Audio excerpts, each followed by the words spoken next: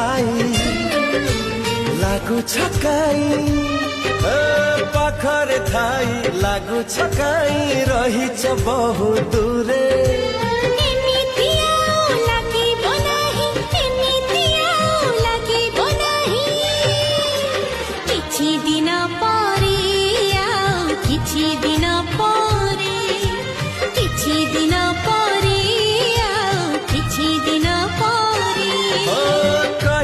କଥା